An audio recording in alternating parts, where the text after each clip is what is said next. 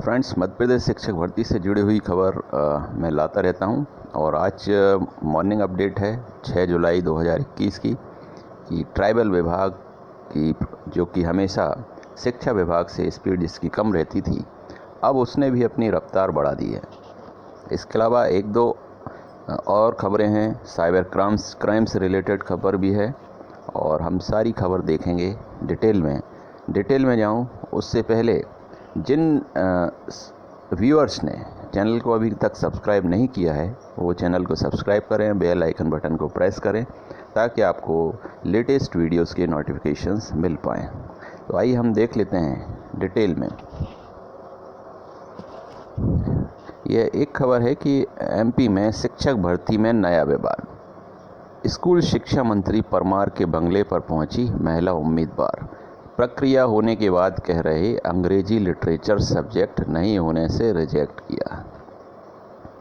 तो ये वही इशू है, वर्ग 2 में जिन कैंडिडेट्स ने जिनका मेन सब्जेक्ट ग्रेजुएशन में इंग्लिश नहीं था उनको रिजेक्ट कर दिया गया है और वो अपनी मांग को लेकर शिक्षा मंत्री के बंगले पर गए और उन्होंने ज्ञापन दिया, बातचीत की कि उन्हें भी इसमें मान्य किया जाए, जबकि एज़ पर रूल्स ये पॉसिबल नहीं है।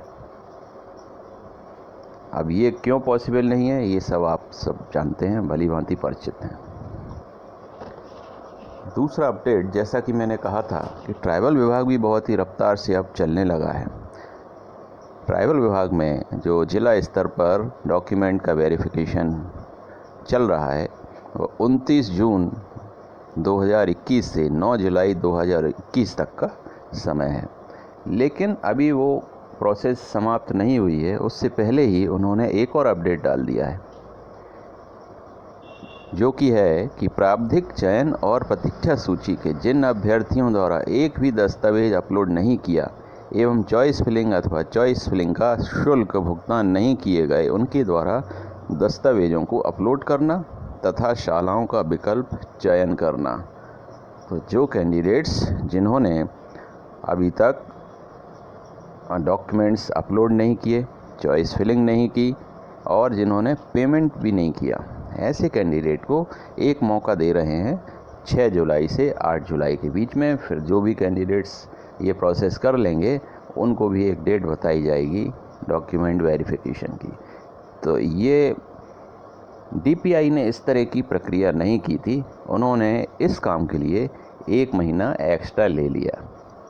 तो ये डीपीआई के लिए एक सबक है और उन्हें इन चीज़ों का ध्यान रखना चाहिए कि ये एक छोटी सी प्रक्रिया थी, इसको अप्रैल में ही किया जा सकता था। अप्रैल में कर लेते या मई में किया जा सकता था ताकि लोगों का समय ख़राब नहीं होता, प्रक्रिया में और रफ्तार आ सकती थी। फिर एक खबर है, आप लोगों ने शायद पढ़ ली होगी कि सरकारी की चाह में छोड़ी प्राइवेट जॉब, अब 2.5 साल से बेरोजगार। ये खबर आई है न्यूज़पेपर में ग्वालियर। तो इसमें यही बताया है, खबर का सार है कि काफ़ी सारे कैंडिडेट्स ऐसे थे जो कि जॉब्स में थे और जिन्होंने ये एग्ज़ाम क्वालिफ़ाई किया, उनको लगा कि क्वालिफ़ाई कर लेंगे तो उनको बहुत जल्द ही फिर जॉइनिंग मिल जाएगी, सरकारी नौकरी हो जाएगी। इस चक्कर में उन्होंने अपनी जॉब्स जिस पर वो काम कर रहे थे वो छोड़ दी थी। और फिर हुआ क्या, 2.5 साल बाद भी वो सारे ऐसे कैंडिडेट्स बेरोज़गार बने रहे। कई कारण थे। अगर कोई स्कूल में काम कर रहा है या कंपनी में काम कर रहा था तो उनके जो एम्प्लॉयर हैं उन्हें पता चल गया कि भाई इनका सिलेक्शन हो गया है, तो इस चक्कर में उन्हें फिर रिटेन नहीं किया, या तो नौकरी से निकाल दिया गया या नौकरी में रखा ही नहीं गया। फिर शिक्षक भर्ती के सभी चयनित और वेटिंग अभ्यर्थियों ने तो दोहरी मार भी झेली है कि 2020 से ही ये कोरोना संकट में शायद यही ऐसे 2 वर्ग ही मैं बता रहा हूँ। एक तो मध्यम वर्ग जिसको सरकार ने कभी कोई सहायता नहीं दी, दूसरा चयनित अभ्यर्थी जिनके बारे में सरकार ने कभी सोचा नहीं। एक गरीब इंसान है, उसे सरकार 1 रुपये किलो चावल और गेहूँ देती है, सारी सुविधाएं दे रही है, इलाज मुफ्त, सब कुछ मुफ्त। एक धनाढ्य वर्ग है, रईस वर्ग है, जिनको इन चीज़ों की ज़रूरत नहीं है, उनको लोन भी देती है आसानी से कि आप अपना बिजनेस बढ़ाइए। लेकिन सिर्फ एक मध्यम वर्ग ऐसा है जिससे ना तो राशन कार्ड की सुविधा मिलती है और ना एक बिजनेसमैन की तरह उनको लोन्स आसानी से मिलते हैं कि वो अपना जीवन यापन कर पाएँ। और दूसरी तरफ चयनित अभ्यर्थी भी हैं, वेटिंग अभ्यर्थी भी हैं, जिनको सरकार को सोच ही नहीं रही। वो बेरोजगार हैं, उनके पास कोई आय का साधन नहीं है और सरकार और उसके बावजूद भी प्रताड़ित करती जा रही है, उनकी प्रक्रिया को डिले कर रही है। ये नहीं सोच रहे कि ये बेरोजगार हैं, इनको हमने कोई सहायता नहीं दी। या तो आप बेरोजगारी भत्ता दे दिया होता कि भाई नौकरी में डिले है तो हम 10,000 रुपये महीने दे देते हैं ताकि इनका काम चल जाए। कुछ भी नहीं। तो ये मध्यम वर्ग और शिक्षक भर्ती अभ्यर्थी, यही 2 वर्ग हैं मध्य प्रदेश में जो पीड़ित हैं।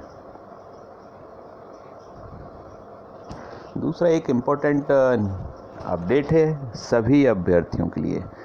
ये पोर्टल पर MP ऑनलाइन पोर्टल पर डाला है DPI की तरफ से कि स्कूल शिक्षा विभाग अंतर्गत उच्च माध्यमिक शिक्षक और माध्यमिक शिक्षक की भर्ती के संबंध में कतिपय अभ्यर्थियों द्वारा अवगत कराया गया है कि उनके मोबाइल पर दस्तावेज संदिग्ध होने एवं पुनः दस्तावेजों की प्रति दिए गए ईमेल ID पर प्रेषित करने के संदेश प्राप्त हो रहे हैं।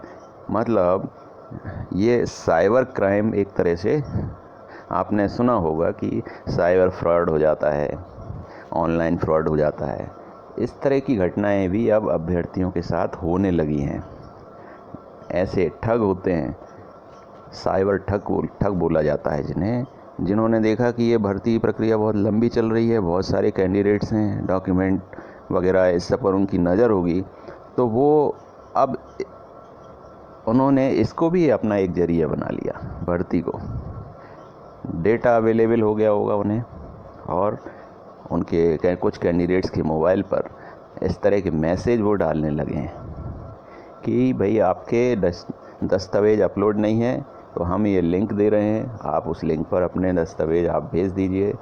अब उन दस्तावेज में क्या है, आधार कार्ड भी मांग सकते हैं, इसमें सारी डिटेल होगी। आपके जो 10th और 12th की मार्कशीट है, आपके 10-12 मार्कशीट के बेस पर वो कोई सिम कार्ड भी खरीद सकते हैं आपके नाम से, उसका दुरुपयोग कर सकते हैं। आपका आधार कार्ड अगर उन्होंने ले लिया तो आधार कार्ड के थ्रू आपकी सारी बैंक डिटेल चली जाएगी उनके पास, आपका एड्रेस चला जाएगा। तो ये सारी चीज़ें, साइबर फ्रॉड हो रहा है। तो अगर इस तरह का कोई भी संदेश किसी को मिलता है तो 2 काम करना है। पहला काम, शिक्षा विभाग को सूचित करें। दूसरा काम, साइबर क्राइम में जो विभाग है उसमें रिपोर्ट दर्ज कराएं, उनको भी सूचित करें।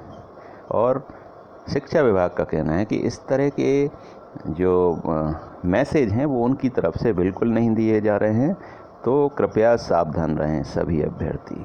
इस तरह के मैसेज पर कोई रिप्लाई नहीं करना है। कोई लिंक है तो लिंक को क्लिक नहीं करना है।